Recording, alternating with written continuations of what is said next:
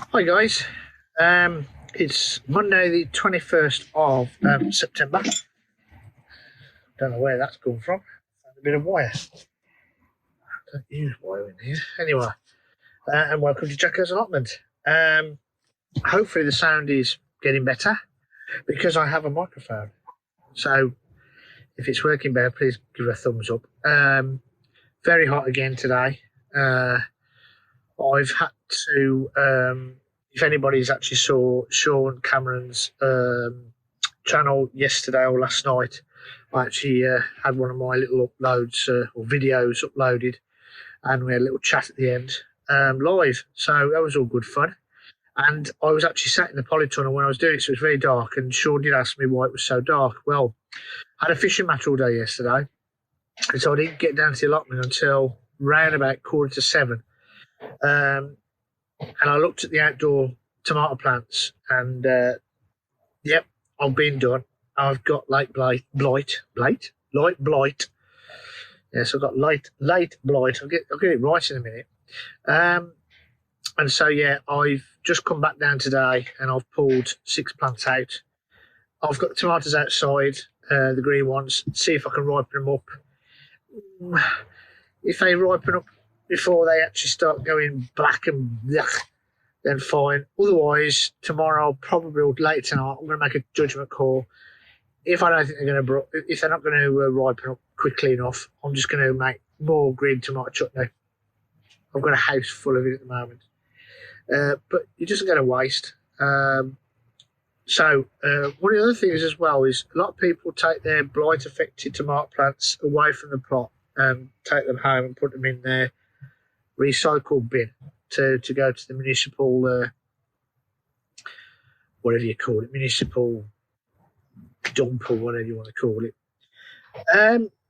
I've never done that. I've put it in the compost bin, and some people say you shouldn't, some people say you can, as long as you get the heat of the compost bin up to respectable heat to get rid of the pathogens and all the rest of it. I've always done that, and to be perfectly honest, even if it's in the Daleks composter bins, for those that don't know, they look like Doctor Who's Daleks, plastic bins. They can get really hot, and you can get them to break down. I've chopped up into tiny little pieces. Well, I say tiny, about 2 inches. Chopped them all up, whacked them all in my purpose-built compost bin, the big ones I built this year. And I'm going to put carpet, which I'm going to have spare from home, which is not foam backed. It's my old Axminster carpet, so it's proper woven, so it's not got any chemicals in it. Don't use foam backed carpet on your allotment, please, if you can help it, because it just breaks down into crumbs and it gets into your soil and contaminates it, etc. But that'll go in, and then obviously I'll put soil over the top of them as well as green waste, as cuttings, green, or lawn mowing cuttings and all that kind of stuff. And try and get the temperature right up. And in those bins, it will get pretty damn hot. So it will actually destroy it, the pathogens in it. Like I said, I've never had an issue with it. Obviously, I've washed my hands since touching everything. We'll just go with the flow. It just happens. I thought I got away with not having light blight, but those are outdoors. So the ones here, majority are picked. They don't seem to be showing any signs. And to be perfectly honest, a lot of these are now ready to harvest. And I'll do a little look at them in a minute. But as you can see, I'm sat in my polytunnel, doing bits and pieces. But it's really hot today. It was 41.7 degrees C in his polytunnel when I came down about an hour ago to open the doors up. The air vents are always open on the side here, all the way down. But it gets really, really hot in here. And for newbies out there, polytunnels are great. One thing, polytunnels, depending on the cover you get, this is the cheaper cover. But I have got a proper cover to go over it when this one starts to deteriorate. Get very, very hot during the day, but they don't keep the heat in the evening like a greenhouse. It's a myth that people think that it's going to keep the same. It's not, because it's plastic. It's not glass.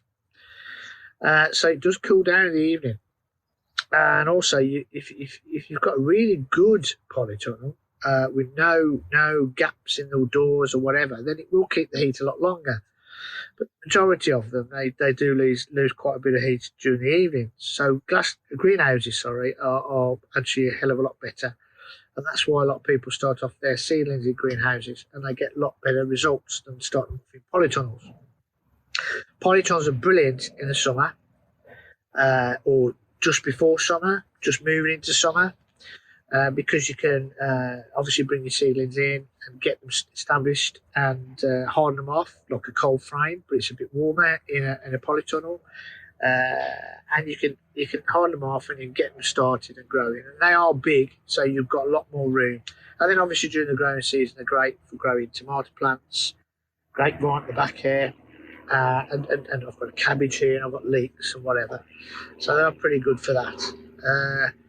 But yeah, I'd love a greenhouse on here. I don't have the room, and well, I think there might be a half a plot somewhere on the site that I could possibly get to put a greenhouse on, but I don't know. I don't know whether I've got enough time. I would have had this year, but I don't know what's happening with the pandemic at this moment in time, and whether I'm going to have time to do it properly next year. I've had a really good year this year, thanks to the pandemic, COVID-19, because I've not been at work for the first 12 weeks, although I work from home now, so I've still got to do a stint. My music career is on hold because of the pandemic, so I've had a lot more spare time, and so I've spent a lot of time here. I've now spent every day. I've spent at least an hour every single day since our official lockdown, which I believe was around March the 23rd or something like that. And my plot still, there's bits I've got to weed and all the rest of it, but and I think on the blog that we did yesterday with the podcast with Sean, my video sort of basically stopped on dead on 4 minutes. My actual, spare me 2 seconds, I've just got to close this down. There you go.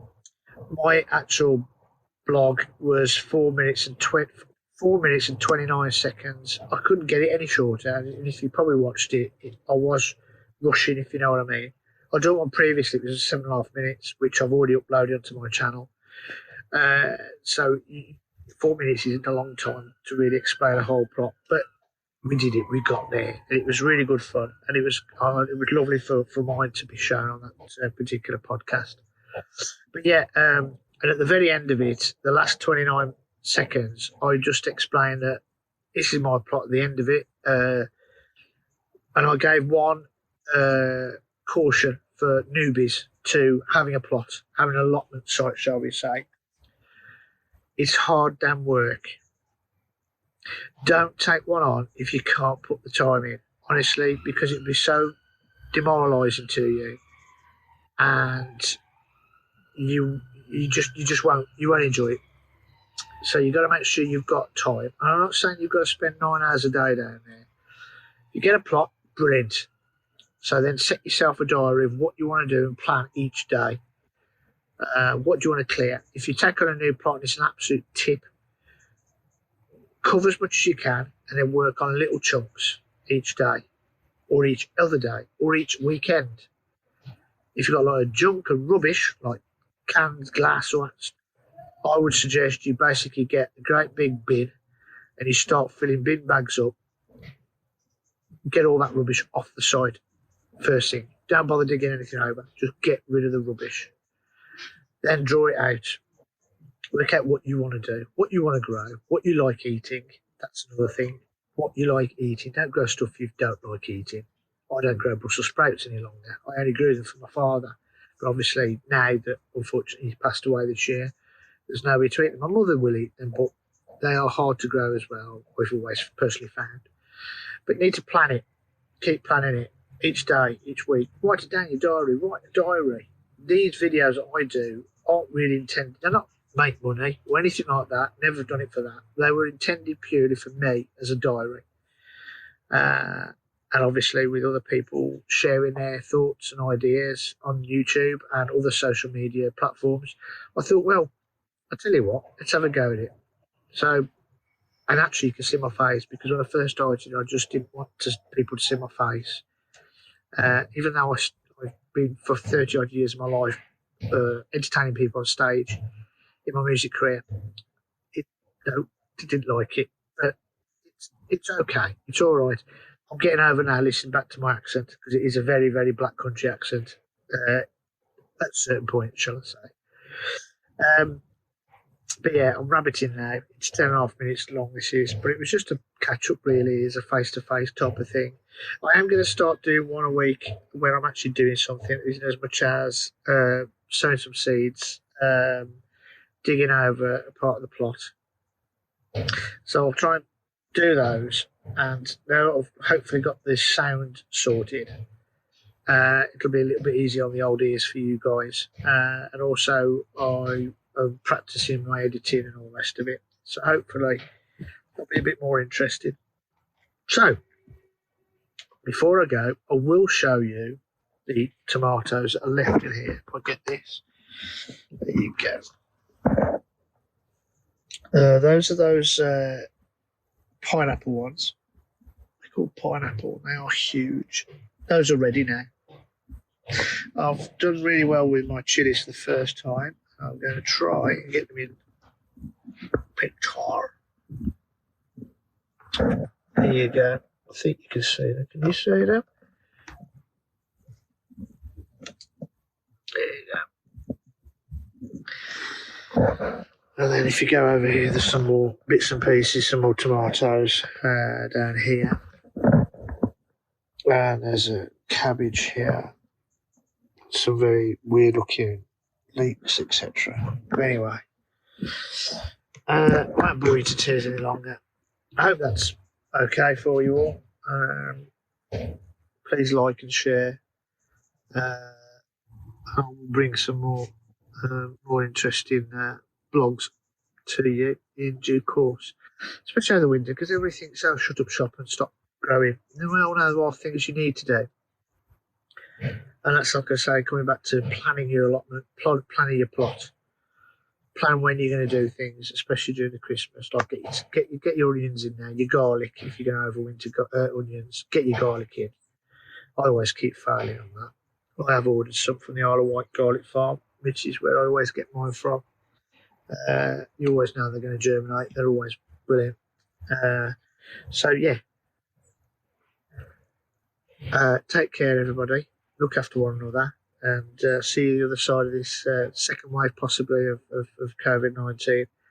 And love to you all, and I'll speak to you later. Cheers, guys. Bye.